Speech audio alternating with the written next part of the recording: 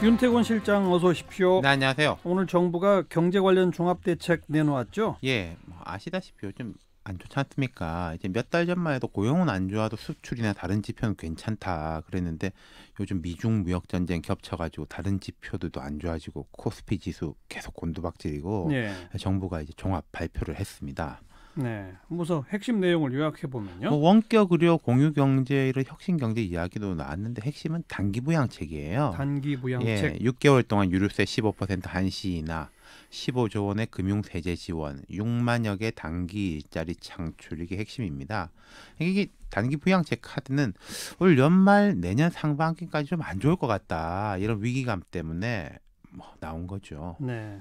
조금 더 세세한 내용을 좀 소개해 주시죠. 유류세 인하가 10년 만이에요. 이 10년 만이라는 게 지금 2018년이지 않습니까? 2008년 기억해 보시면 리먼 브라더스 사태 터졌을 때잖아요. 국제 금융 위기. 그렇죠. 예. 그때 이후 처음이죠. 유류세는 탄력세입니다.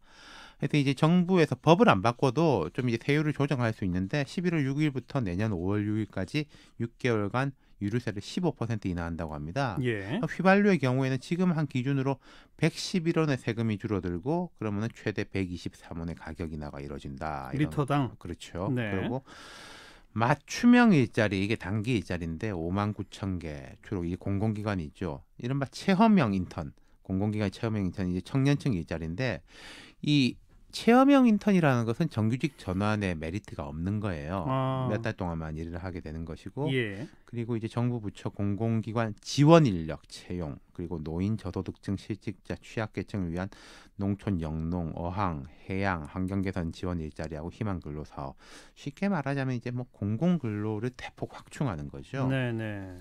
내년 상반기까지 2조 3천억 원 이상 대규모 지역 개발 프로젝트를 조기에 추진한다.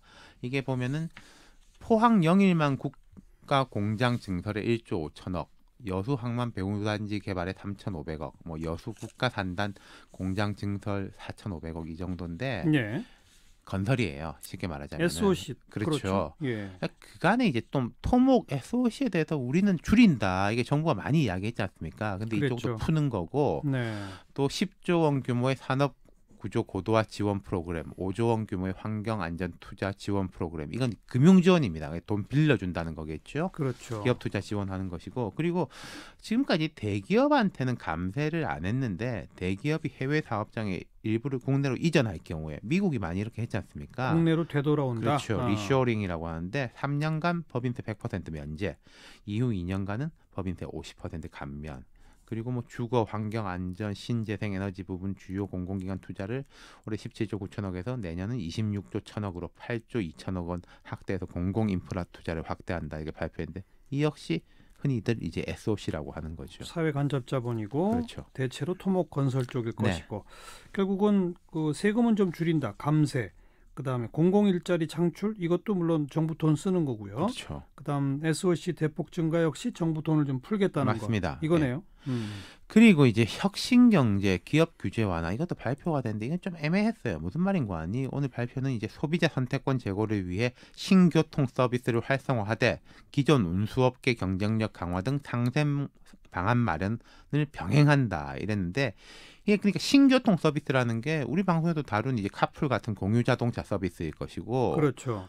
기존 운수업계니까 콕 집어서 말하자면 택시죠. 그렇죠. 근데 이제 구체적인 내용은 없었고 올해 안에 발표한다. 이 정도의 예고편이었습니다. 오늘은. 예고편. 예. 네. 그리고 또 이제 주 52시간 근무 이것과 관련해서는 사회적 대화를 통해 탄력 근로 단위 기간을 확대 등 근로시간 단축의 연착륙 방안을 연내에 구체화한다. 연내 구체화 예, 이것도. 기업의 근로시간 활용 유연성과 근로자 노동권 보호가 조화되도록 단위 기간 확대 및 임금 보전 방안 등 제도 개선을 추진한다. 이게 나은데 그러니까 유예해 준 시간이 있어요. 지금 최대 3개월. 이걸 네. 조금 더 늘릴 수 있겠다. 예, 그리고 예. 대신에 이제 돈을 좀 보조해 주겠다. 이건데 이것도 구체적인 것은 연내 나온다는 겁니다. 노동계는 반발을 하고 있는데 네. 어제 대통령 직속 국민경제자문회의 회의가 열렸는데 여기서도 이 문제가 논의됐어요. 이 간사가 이제 청와대 김현철 경제보좌관인데 대통령 경제보좌관인데 회의 후에 김 보좌관은 어제도 빠른 시일 내에 발표하겠다 이 정도만 이야기했습니다. 네.